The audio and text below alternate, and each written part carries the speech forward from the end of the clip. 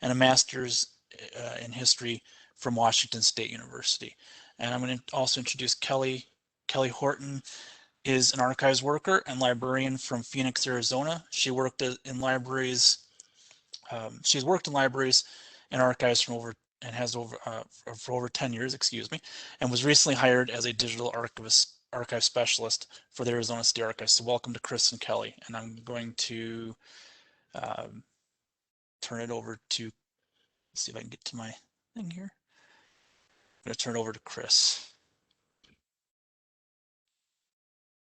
Yes, thank you, Alan. Can folks see me on the big picture now? I need to be? Not yet. At least Not I yet. can't. Okay.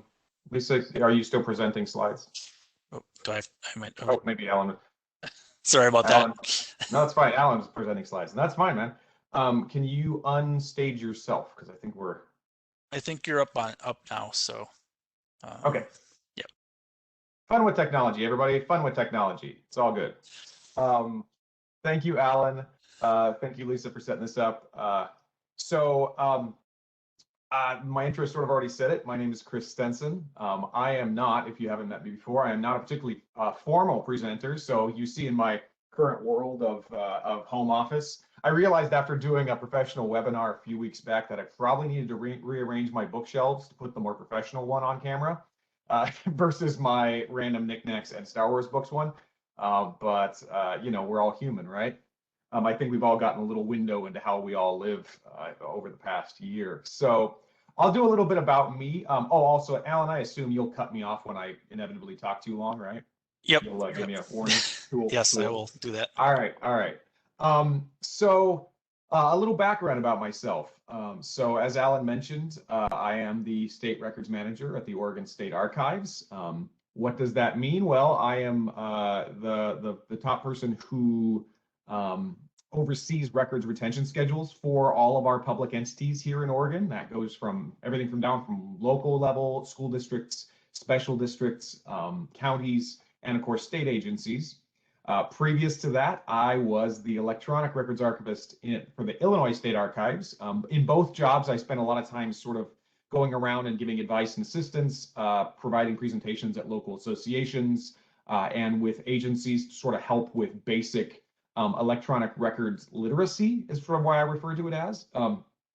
And as I've kind of gone along through that, I was lucky enough to serve as the administrator for the Oregon Records Management Solution here at the Oregon State Archives, which is this really cool project where we work directly with government entities, large and small, to help facilitate electronic records management. So we have over 95 entities involved these days, which is really neat. We've been adding them at a clip of about 12 to 15 a year for some years now. It's just reached 10 years since its inception, so that's all pretty cool. I mean, your mileage may vary, but cool in my world. Background. So I'm a Northwesterner, born and bred. So I was born in Oregon, spent most of my childhood in Oregon and Washington with a few years in California as well for good measure. I do have a history degree, 2 history degrees from Washington State University. Part of my story is getting my master's in history, and then, well, if you remember the end of Finding Nemo, when all the fish get out of the aquarium and they're out of the doctor's office. Next thing you know, they land in the ocean and they're all in their little bags, and then they look at each other and go, "What now?" That was essentially me right after I got my MA. I was not particularly prepared for the job market nor the realities of what was needed. I was in a program that, while I loved it dearly, really was geared towards getting people PhDs and not necessarily careers with an MA, and I faced reality. I worked for 3.5 years after that at a cell phone company because one does what one must do.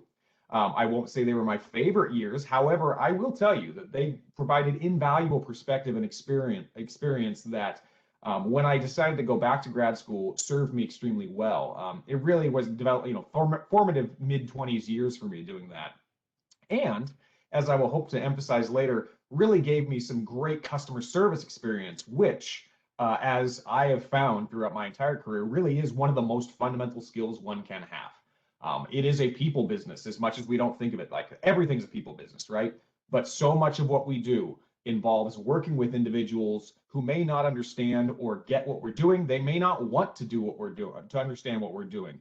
It's a lot of diplomacy. It's a lot of understanding how people might think about things, and it's a lot of trying to translate your work into something that makes sense from a very different perspective. So those years of explaining how to operate cell phones to octogenarians, which is pretty much what I did, have been very, very helpful to me, and I frequently go back to it. So I guess my initial lesson there is do not discount experience you may have had working at a Jamba Juice or at a pizza place when you were young or this and that. These are all experiences that build into who you are today and the skill set that you bring to the table, not just limited to those skills you may have learned as part of an MLIS program. I spent my years in the wilderness, so to speak, until I couldn't handle it anymore. And my brand new, at the time, wife basically said, "You're killing yourself doing this. You need to go back to grad school." And so with her support, we moved to Indiana, sight unseen. I did my master's degree, my master's in library science, not a fancy MLIS at the time, just an MLS. So I have one less letter than most of you cool folks, or many of the folks coming out of programs. Now we were sort of at a transitional time. So Indiana University, fantastic program. Interesting, I did remote classes at Wisconsin-Milwaukee, Alan's alma mater there, because we were sort of a part of a consortium that did classes virtually with a few other universities as well. So came out of that with some good skills, some good interest, but of course into a challenging job market. That was 2010. We were still recovering from the great downturn, and the much promised and ballyhooed graying of the field and sweeping swath of retirements that was promised to us when we joined our program had not come to fruition because, of course, the downturn meant that everybody was still in those jobs. I put out probably 50, 60 applications, received one interview offer, and got that job. So all it takes is one. I mean, that's a lot of things. I've been in those markets. I've been those hitting everything you can. It gets very discouraging. I'm not one of those people that says, everything is meant to be, there's a job for everyone. No, it is what you make of it, in my perspective. However, you can use this as a learning and growing experience, or you can get despondent. And I choose to keep pushing, right? So in this situation, I worked the connections wherever I may have them. I applied for every type of archival job that I may have had, and was lucky enough to get the eye of the director of the Illinois State Archives, Dave Jones, for whom I am always very grateful for giving me the opportunity out of school, not knowing anything about me other than the recommendation of my program head, to really step in and start my career. So I'll kind of go into some of the tips of that. I'm still in my grand sweeping narrative. Give me a camera and I will talk. It's sort of what I do. So one of the things in my progress, so basically fast forward, this is where I find myself now, living at home with my wife, also working at home, and a very enthusiastic at times and also very tyrannical at times 7-year-old. And so life is interesting, but it's pretty good, all things considered. I can't complain because I'm in a career that I feel like I belong in, and that cannot be overstated, quite frankly, the value of that. So as I was doing my grad program, what's the first thing I went to? So coming out of my master's in history, obviously, I was like, I know things. People value that, right? Wrong. So when I went back to my library science degree, I was a bit older than a lot of the students there, at the grand old age of my late 20s.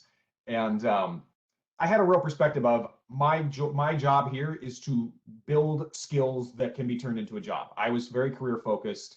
I dallied with the idea of doing a rare books degree for a little while, and this is nothing negative against any of you who may have gone that track. If you did, congratulations, good for you. You had skills I did not possess. But I looked at the really narrow market for that and the very niche sort of thing, and I said, I have a lot of friends in academia. It's a tough life, especially early in your career, and I opted, let's angle a little differently. I had what was, for all times, the single most boring and awful class I've ever taken, electronic records management, which was also by far the most valuable class I've ever taken. And it's two sides of the same coin. It was rough at times. It was a lot of information to download. It was a lot of things to analyze and things very much outside of my historical background. But it really set me on track to realizing there was a whole area here that was not particularly well represented within the existing field in terms of professionals, right? So when you're coming into the field at first, it can be very, very daunting when you're looking at these luminaries that have published all sorts of works that you've read as part of your grad school, people that are the eminent scholar in certain areas. And what I looked at and said, well, what is it that I could potentially do better than somebody that's been in their career for 30 years? Well, not a whole lot, and that's reality. However, what could I at least maybe have more modern knowledge on? What can I work as my angle? And the answer for me was electronic records management. As is so often the case, people cut their teeth in one era of the field. And while they continue to develop, technology and other developments will eventually kind of overtake them to the point where the next group of people that is really focused in that area may be better at it. And that's okay. That's nothing to be threatened by, but it was an opportunity.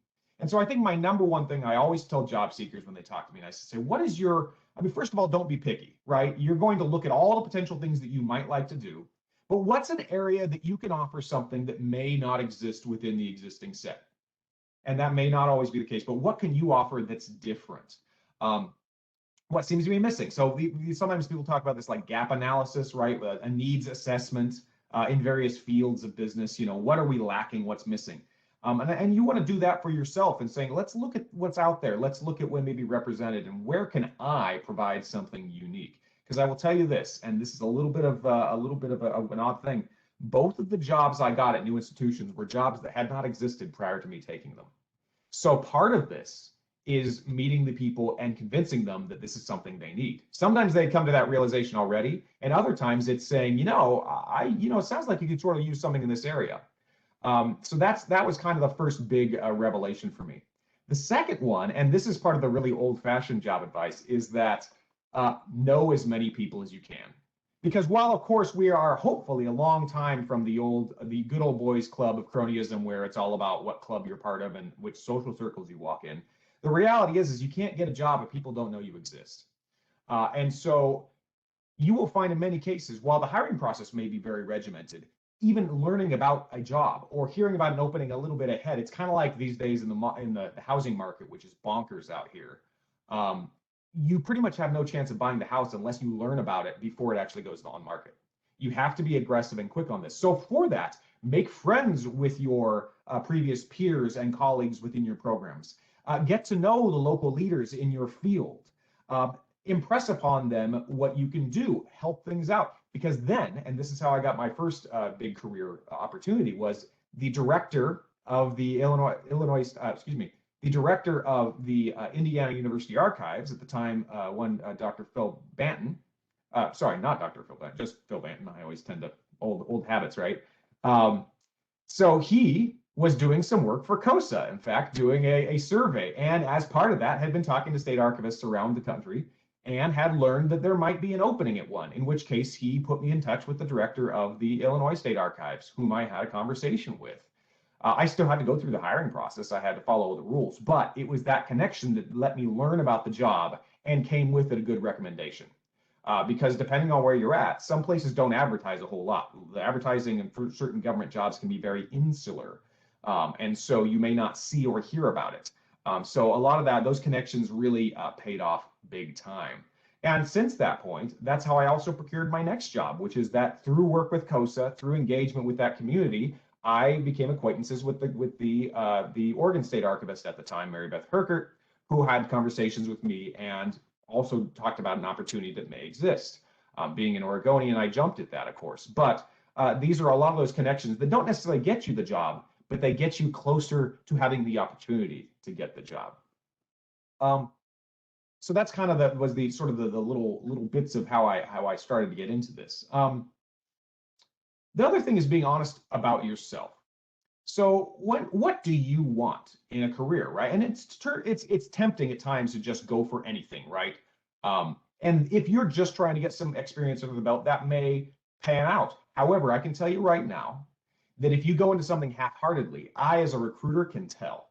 I'm not omniscient, but I can tell when a person is applying for a generic archives job rather than the position that I am advertising. It shows up in their narratives, their cover letters, and the answers to their questions. It shows up in their perhaps ambiguous answers or lack of specificity in their examples when I ask questions.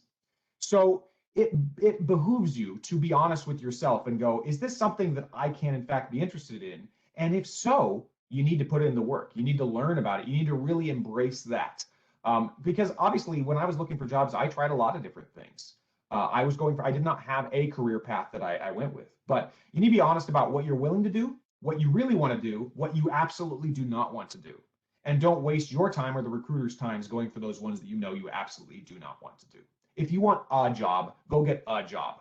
But in this field, people will be able to tell if you're not interested in it. Same thing is being flexible about where you want to go, but being honest about where you'd be willing to go, right? So my wife and I actually made a list when I was applying for jobs about what regions of the country, what states, what cities, et cetera, which were yeah, we'd love to do that, which were these are acceptable to us, and which are I just don't think that would work for me. And being honest about that helped because it would just allow us to focus in on those areas. And so that helped us target what we were going for, and also stop wasting our time and other people's times for things we weren't really that into. Next bit of that is really knowing what you're applying for. Look into the listing. If you can, try to figure out people that may have worked around that area. Look into the culture of that institution. Do they have a website? Do they have a history? Have any of the people there published things? Try to figure out a little bit about what makes them tick. Now, my experience, of course, is in the government sector, but I think this very much plays elsewhere. As much as we can't officially grade you on you knowing things about us, it certainly goes a long ways with those intangibles, right? If you're in a tie with another candidate and you clearly are showing knowledge and experience of what we do and think that you'd be a good fit for the culture, you're going to have a leg up in those tiebreakers.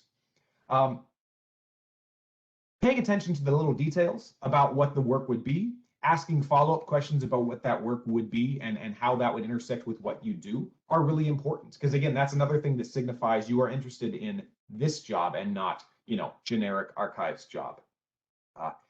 Also, when you are talking about what you have done, whether it's answering interview questions, doing pre-screening questions, writing a cover letter, don't discount your non-archival or records management experience.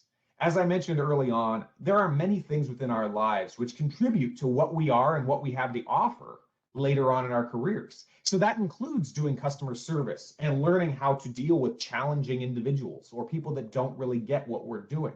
That includes volunteer opportunities you may have done as part of your community group or church when you were young. That includes many bits of your life experience that do matter. Now, these might be the sort of jobs that you dropped off your resume a few years ago because nobody really cares if you were a Safeway clerk. However, and that may still be the case for the official resume, but those may in fact come into play when you're answering questions about what you've done in your life, right? So those I can't speak enough. In fact, I wish that more of the candidates I see had more life experience outside of the field because I don't like the idea of us being in some little ivory tower. I don't like us being isolated from the greater world. It is important that we have a good sense for how we fit into the grand scheme of things and have an honest assessment of how much other people value us. We can always think that they should value us more, but we can't go in this with a big ego and thinking that we're more important than their priorities. We think about that all the time when I'm helping, if I'm helping a business division in an agency, or I'm working with a group that deals with child welfare, or I am there to help them understand or help them do their work better. I have to see value in what they do, and I have to respect that. And as much as I may not care particularly about what their daily in and outs are, I have to acknowledge that they don't care what ours are either. I don't expect them to be an expert in our field any more than they expect me to be an expert in theirs. But I want to lead with that. I'm there to learn from them and then provide my expertise to assist them in getting to the goal. Now, if you're on the archive side of things, that may be working with donors or negotiating out transfer agreements, right? That may be involving with helping identify things that need to be preserved better. But all of that starts with, what do you need now? How can we help alleviate your burden? Interviews. So I think the topic of what to do during an interview has probably been beaten down a lot. You've seen 1,000 things. It can be very career specific and the advice can shift over time. I will say there are a few things that hold true. And maybe I'm a little bit on the old-fashioned side when it comes to this. But so for example, I worked in Illinois. Illinois is still a very much suit and tie sort of state when it comes to business, capital B, right? Moving to Oregon, ties are pretty much done, right? Nobody wears them anymore. CEOs can usually be told because they're wearing high-end Nike clothes. I mean, this is not a big formality state. However, I have never once in my life regretted overdressing for a professional engagement. Nobody ever says, Nobody ever says, look at that schmuck in a suit. What is that? No, they say, oh, wow. I, as an interviewer, have sometimes said, am I doing this?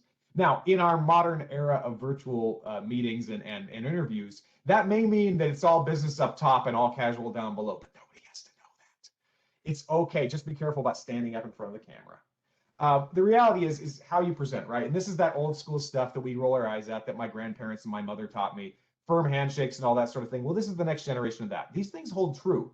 You show yourself that you respect yourself and you respect the people you were talking to. And you do that by showing, now, nobody's expecting, the top of the line. It's a lot of it's just presentation, right? It's being cognizant of how you are. Because I've still had interviews there where people take it a little too casual, and it is a big kind of, I don't know, I just don't love it, right? And it just gives you do they really want this? Because if they couldn't be bothered, why should I be, right? And that may not be totally fair. It probably doesn't speak at all to their archival or records management skills. But what do we go off of when we're interviewing? Half of it is presentation, right? Half of it is presence. So never hurts to do that. Never, ever hurts to do that.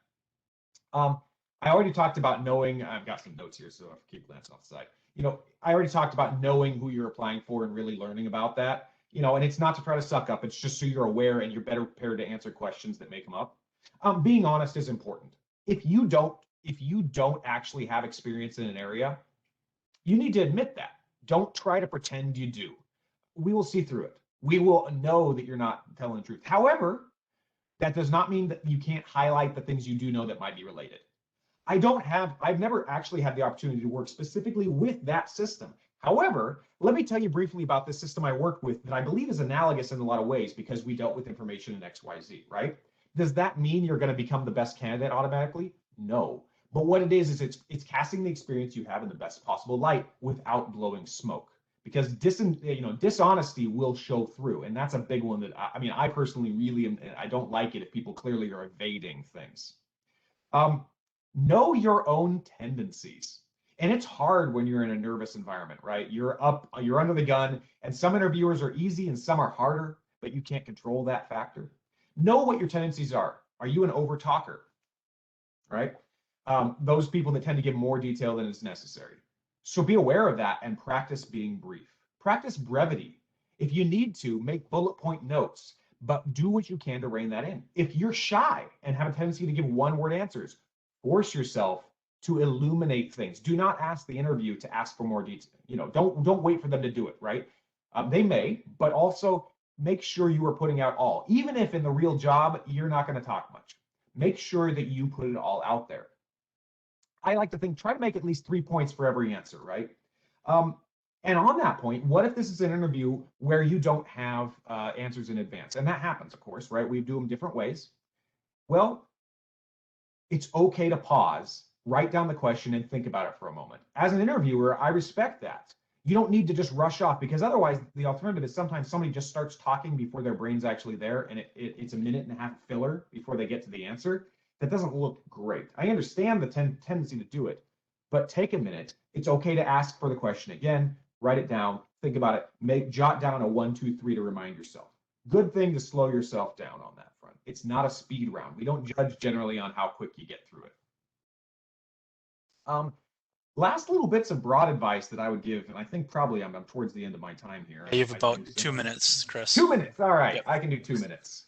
So stay abreast of new developments in your field. I know it can be daunting and challenging, but you know what? There's a whole bunch of stuff out there that's free, right? Publications on technology developments. I always go to tech because that's what I do. But if your field happens to be rare books and manuscripts, get familiar with the publications. Get a subscription to the local public library if you don't have access. Otherwise, subscription, that's not a thing. A membership, there you go.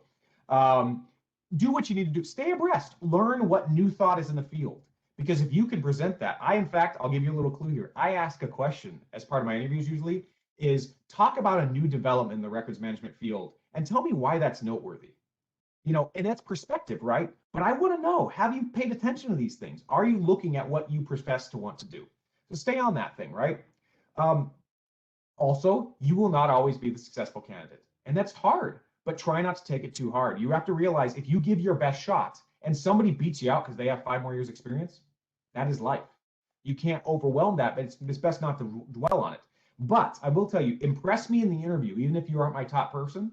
I will recommend you for other jobs, for other types of opportunities. So I love an opportunity when I say, man, I wish I could hire 2 people, but they weren't quite there. I love it when I can say, you know what, there's another opportunity. So I ping that person later and say, I would think you should probably apply for this job. Doesn't mean I'm going to give it to them, but I think they might work in that too. So definitely do that. And solicit and accept feedback. It's really crucial for your growth. It's not a problem to reach out to an interviewer after the fact when you were unsuccessful and say, can you give me some tips on what I could have done better in this? And be open to it and accept it, even if it hurts a little at times. So some people may not respond to you. That's life. But I certainly would if you sent it to me, because I want to help you further your career. So don't be afraid to learn what you did wrong or learn what you needed more of. And maybe you just learned that somebody was just a little bit better. And that happens too. So it's possible to do everything right and still not win. That is part of life. And so that's just something I've had to learn over time. And we all try to get a little bit better every day. So I talked enough. Thank you very much. And Alan, we're handing it off now, right? You're gonna Yep. do the segue? Cool. Yep. So myself. yep. That sounds good, Chris. Thank you, Chris. So now I'm gonna pass it over to Kelly. Go ahead, Kelly. Oh, there's my slides. There we Thank go. you. Yep. Hello, I'm Kelly, obviously. I'll just jump in by move to the next slide. I just was recently hired as a digital archive specialist at Arizona State Archives. So I'm going to go over kind of my education work and my connection to archives, but they're all kind of intermixed because that's kind of how life works. But I do want to mention that I know not everyone can do things that I'm doing, the things that I had to do, because some of them were like unpaid situations, but I'm just sharing them because that's what I actually did, and that's to get to where I am now. But I went to Northern Arizona University for my bachelor's, and that was kind of my foot in the door in terms of getting into libraries and therefore getting into archives. I got a job as a student worker at NAU's Klein Library, and I was hired to work in special collections and archives. And even though it was just a student worker position, that's where my introduction to archives as a career path really happened. I was trained on best practices when working with materials, preservation concepts, a little archival theory, and digitization. I loved it. I didn't know I would, but I did. And I love the staff, and I received a lot of great advice and mentorship from them. And so I knew I wanted to pursue it as a career. So I moved back down to Phoenix because NAU's in Flagstaff in the northern part of Arizona. But I moved down to Phoenix after graduating, which was just in time for the Great Recession. So things were a little bit rough, but I started graduate school at University of Arizona for my master's in library and information science. And back then they didn't really offer archival courses online. And at the time that was the only format I was able to do just for personal and for financial reasons. So I just took whatever I could just to be able to get a job when I graduated. And so the archives, I tried to keep it as broad as I could. While I was in graduate school, I was also lucky enough to get a job in the industry. And so I finally got a job at Scottsdale Public Library. I started as a page, and then I worked my way up through circulation while I was in grad school. And then while I was still in circulation, I was still in grad school, so I had to do an internship because at U of A back then, you could either do a thesis or you could do an internship to finish off your master's. So I chose to do an internship, and I did an internship with the Arizona State Archives for my last semester. Even though I thought I knew a lot from my previous experience at NAU, but I didn't, unfortunately. But they let me intern with them anyway, and I was able to learn a lot, especially from a government archives perspective, and to see things that applied to their projects, and to learn about like their core mission, how they operated, the main tools and concept that underpin the work they did that I hadn't heard before, like DAX. So after I graduated and I finished my internship and all that, I was able to work my way up to adult services and doing reference at Scottsdale Public Library. And later I did academic reference for Grand Canyon University for a couple years. But being in both of these jobs, I knew they weren't right for me. long term. So when a grant position came up to work on the local history collection back at Scottsdale Public Library, I jumped at that. I interviewed for that and was selected for that position, which eventually turned into somebody happened to retire at the right time as the grant was ending, and I was able to stay on there and continue to work on that collection. The broad nature of my responsibilities at Scottsdale Public Library's local collection, it's called the Scottsdale Heritage Connection, um, gave me a lot of opportunities to learn and try new things, including lots of professional development opportunities. So one of those is that I attended the Professional Archivist Development Program, which our Arizona Historical Records Advisory Board offers here at the recommendation of my supervisor. And Arizona State Archives was selected as the place I would do my mini internship, which was nice because I already knew a few people there. So I was able to reconnect with my previous internship supervisor and other staff members there, and to meet the new people who had come on in the last few years. There's a lot of opportunity to use archival concepts. Even though I worked in a library on the historical collection with Scottsdale, there was a lot of opportunities to use archival concepts to better manage the collection and the materials in it. So I asked a lot of questions during this little mini internship that were really specific of each staff member, and I had really in-depth productive sessions so I could get an understanding of their responsibilities and their tasks and their background, and what ideas and techniques would best serve my institution. But my week there was so helpful, but it just wasn't enough time to become proficient in this, and to really apply it to what I was doing at my current job. So other than going back to school, I realized, which I wasn't ready to do at that point, I discovered the only thing I could really do was get hands-on experience. So I decided to just volunteer with them for a while. So I volunteered at the Arizona State Archives, and I was able to get more experience because while I really liked my job at Scottsdale, if I was the person with the most archival experience and knowledge there, that was a problem. So putting myself in an environment where I could be like the person learning from everybody else around me was a lot more productive, and I was able to do a lot better things at work.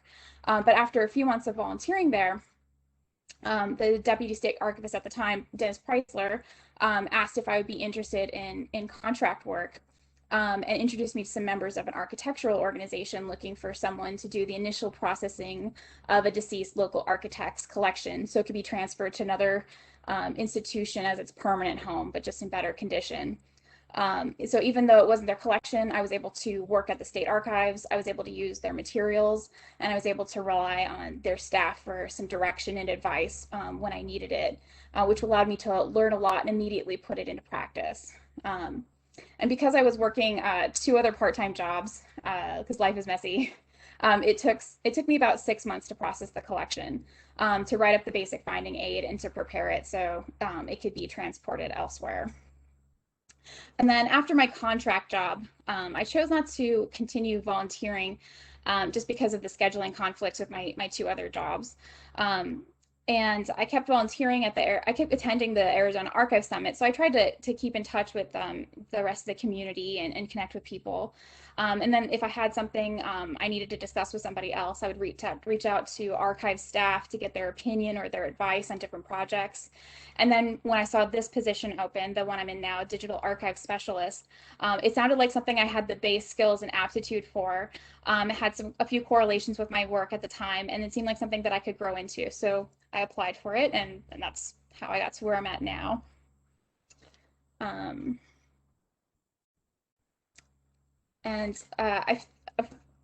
Chris did a lot better job laying this out. So I have some like my basic versions of things I did to get in terms of prepping for the job. But any success I think I've had come in terms of interviewing and applying for jobs comes from just long-term behaviors and strategies. I'm not good at throwing things together at the last minute. But I'd say getting help is a big part of it. So I always try to get help with my application materials from other people who have to do that more than I do. Either they're hiring managers themselves, or they just work in industries where it's a larger part of their job. So I'd had my resume looked at by a friend recently, so I knew it was more up to date.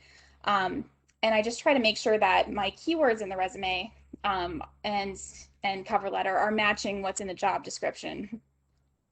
Um, because I hear a lot. I don't know how much is true and how much isn't, but I've heard from some people that certain HR softwares, if they don't catch enough keywords in the materials that you submit, that your application might not reach the places you want it to. So I always try to make sure that that matches up in an honest way, but just making sure that I'm describing the things that correlate with what they want in the way that they're describing it.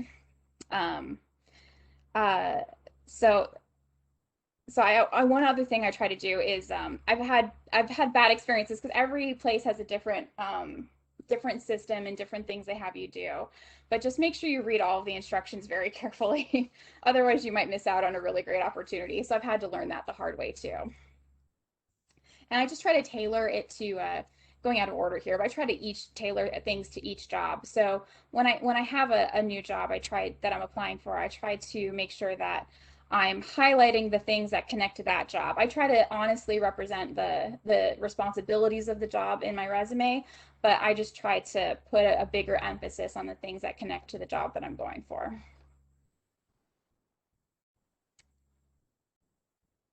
And then in terms of interview prep, um, I try to practice ahead of time. I try to imagine questions, basic and specific, um, and write them down and bring those notes with me. Because if you're somebody like me who gets nervous in interviews or you're a modest person, it can be hard to sell yourself in the moment or give an example of a situation in the past to answer a question.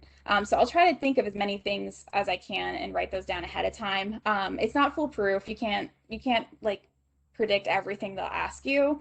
But just make sure that you're trying to, and that you're something that if they would like to look at it, you're comfortable handing to your interview panel for them to look at. Sometimes I'll even have an extra copy of it in case that's something that they want to do. Or I'll make copies of my resume and cover letter. And I've had people want them a couple times. It just depends on how much preparation the interview panel does and what they want. Um, and I'm also one of those people, like I kind of agree with Chris. I'm also all about the defaulting to wearing a suit for all interviews. That's kind of my default, looking formal and just trying to look your best in a neutral kind of way. Um, I think other people have different opinions, but I was always raised with the idea that it's better to overdress than underdress. Wearing formal clothing is a sign of respect in this environment. Um, and so just being super polite. I would normally do the whole shaking, trying to shake everyone's hands thing. That doesn't really work anymore in this COVID environment. Um, but just anything to show that trying to go out of your way to be polite and formal. And one thing just to add to that is that a coworker told me in the past that just try to view the whole thing as a performance, as a kind of an artificial environment. Because she used to I think when she first started her career, she was just like, I'll just go in and be myself and they'll decide whether or not they like me. And it's like, no, you have to have more structure than that. And when you start to view it as an artificial performance where you're supposed to check certain things off while you're doing it, it makes it a little bit more actionable. You can just check things off the list. Um, so that's kind of a little bit of my career in a maybe less organized fashion. And I guess the other thing that they had in the thing is how things are going. I think things are going well. I've had to learn a lot and relearn some things in my new position. I'd been in my last position a really long time, and they were pretty niche, so they had a lot of their own in-house ways of doing things. Um, and I had my own ways of managing my responsibilities and my time then. So I'm kind of having to start at zero here. And the work culture is a lot different. The work culture there was a little bit more kind of standard, and there was a lot of specific tasks people had to do. I was probably one of the people with the most autonomy in the group because of the nature of my job, and other people had specific tasks they had to do at specific times. So there's a lot more autonomy and flexibility and personal responsibility in this work culture, but it's been a nice change. That's all. Unless anybody has questions in a little bit, that's all I have to present for now. Right. Thank you. Thank you, Kelly. Thanks. Um, So now we can open up for questions and comments and discussion. And just to get us started, I wanted to ask both of you, what is one thing that you wish you would have known when you first started your career path?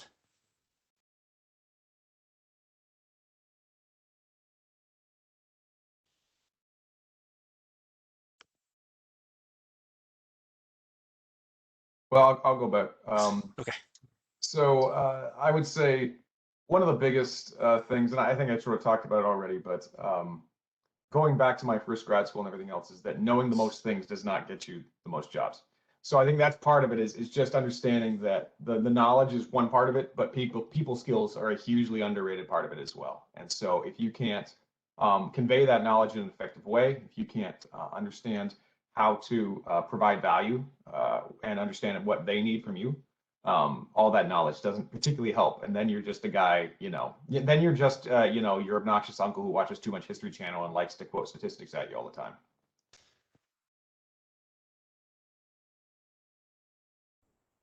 I think I like that. Um, I think mine is as almost like the not the flip side of that, but I guess a different angle is like I got a lot of weird feedback from friends and family telling me to go for different positions, like that I really you really have to start, you be willing to start at the bottom. And it doesn't matter if you have a bachelor's or a master's. Like if you've never worked in a library before, you should be a page. Like you should shelf some books. And that's healthy and people will respect you. Because if you didn't, they might look, I don't know, it almost gives you kind of like, it's a positive thing. It gives you street cred if you've done all of those things, because it shows that you fully understand the organization and how it functions on multiple levels. And you're just literally getting experience. And I think I wish I had known that at the beginning, because then I would have applied for those jobs sooner instead of listening to family members who said like, no, you have to get a job at this level and making this much money. And I wish I had just totally ignored that and just gotten jobs. And I should have mentioned we can also, Lisa, we should be able to open up for those who want to be unmuted, correct? We certainly can. If you can't unmute yourself, just simply let me know, raise your hand or say, hey, unmute me, and we'll be glad to do that. And there is a question in chat from Dennis Pressford.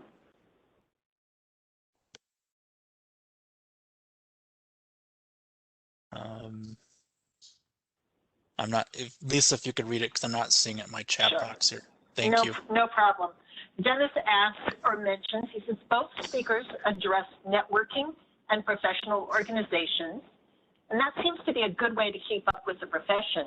Can you guys talk a little bit more about that, both Chris and Kelly?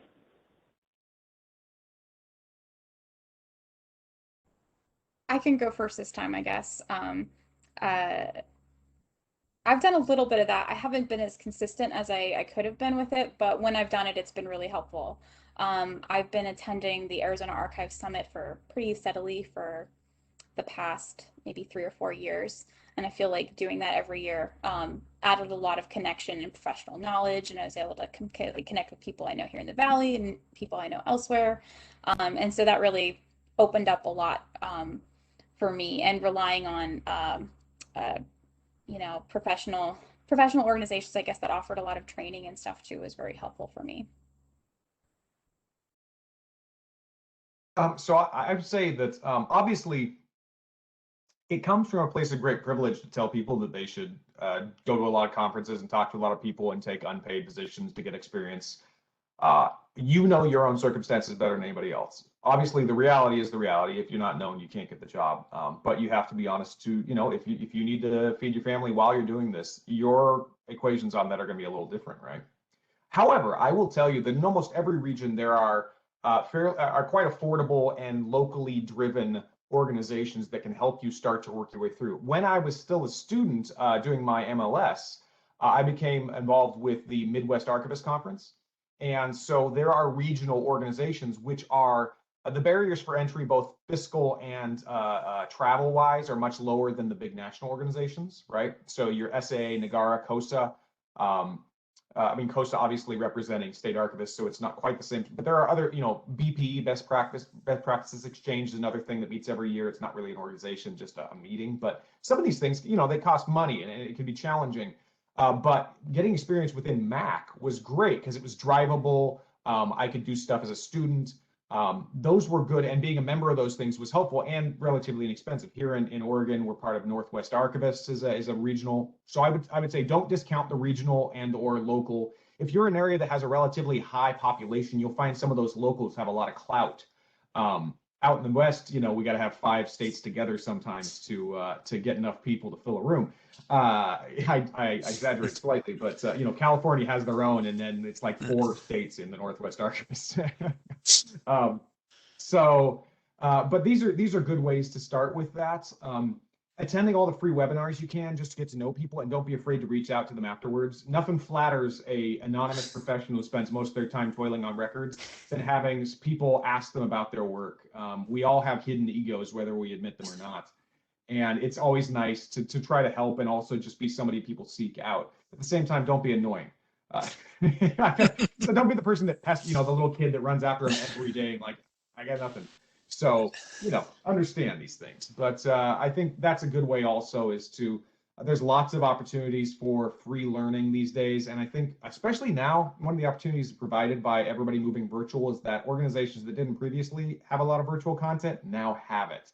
So definitely look into that as well.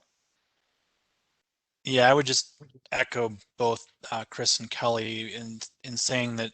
So when I first went off to library school, just reaching out to some of the archivists and talking with them, if they just said no, then no. Luckily, one said yes, and as Chris said, not everyone can do that. You got to do what you need to do for you, but it did help to kind of talk through. And I love to have students and others as well now that I'm on the other side inquire about opportunities or just to learn and just spending could be half hour, and we've moved virtual so we can do virtual and hopefully in person soon again. So I just wanted to echo those. If you're able to do it, and again, and I'm in Connecticut, so we have New England archivists and we have the New York archival groups as well. So there's opportunities to do local as well and gain a lot of wealth of experience or knowledge and experience. Alan, there's a comment and question in chat from Kathy Marcus in Wyoming.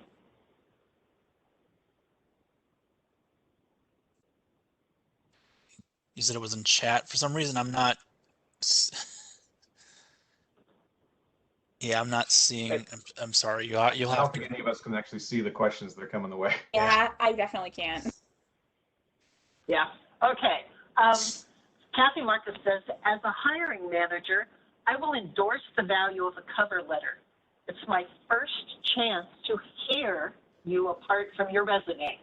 It shows me if you can communicate in writing.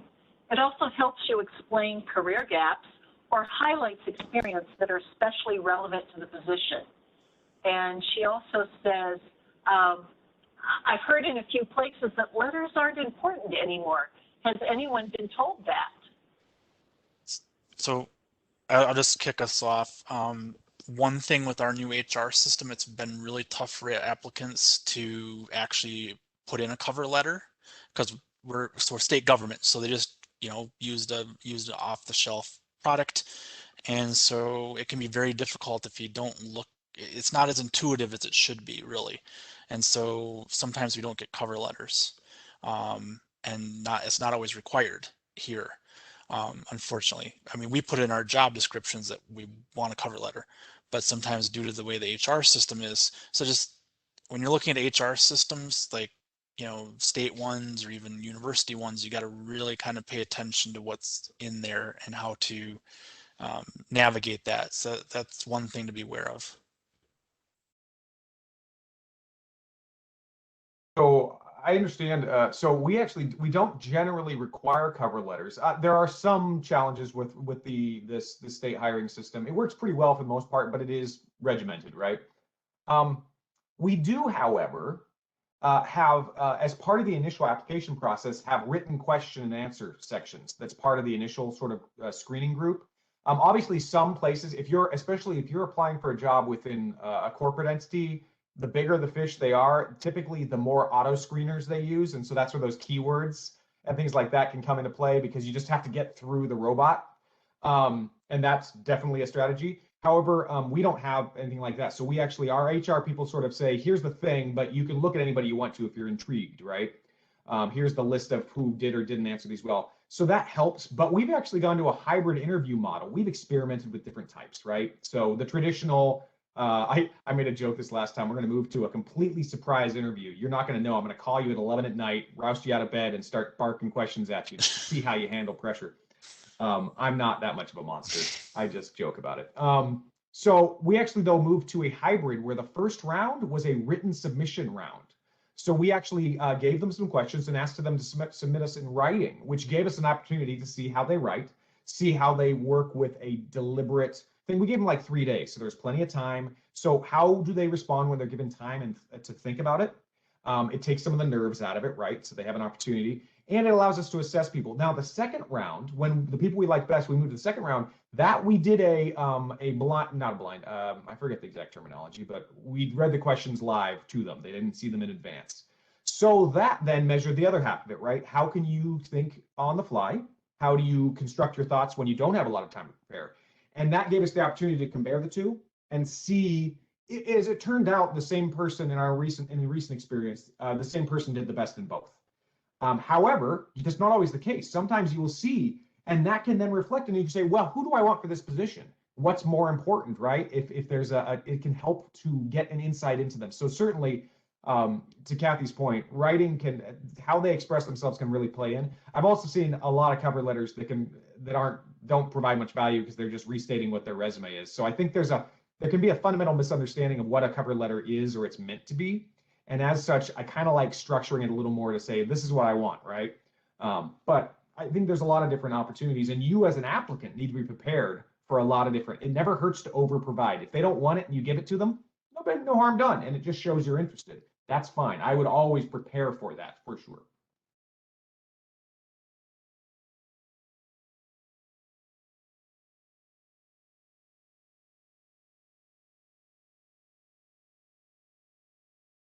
I'm not seeing any more questions in chat. Does anybody else have any other questions they'd like to ask? These panelists have had a lot of great information.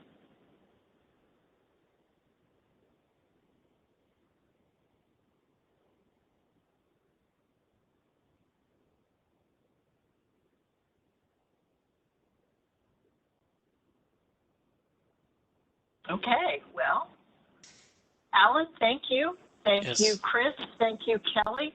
We appreciate all of you for presenting and offering us some really great insight in the hiring process, the application, the interview from the side of someone hiring, and then also from the side of what it's like to be an applicant.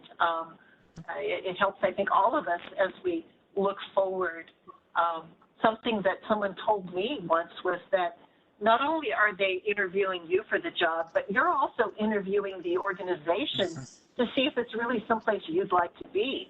So don't be afraid to ask questions about the organization so that you can determine, just because you get a job offer, sometimes the appropriate answer is no.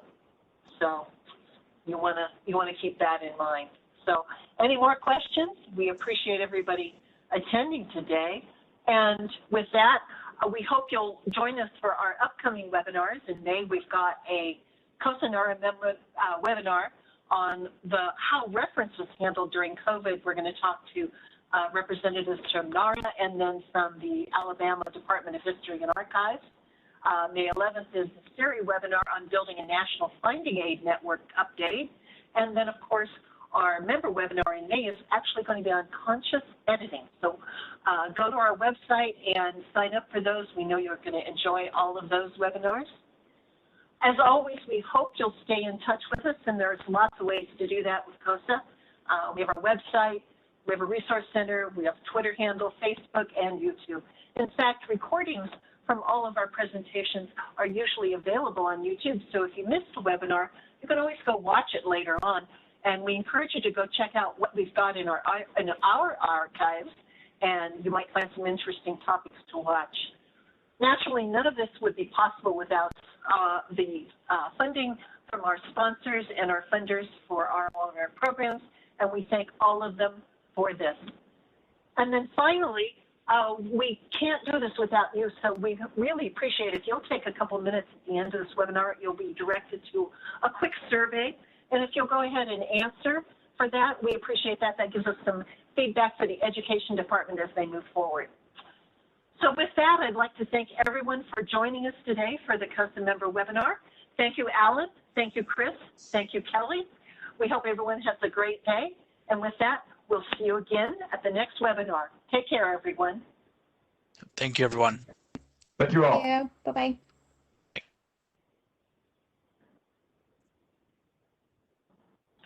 Thanks, guys. Yep. Thank you, Lisa.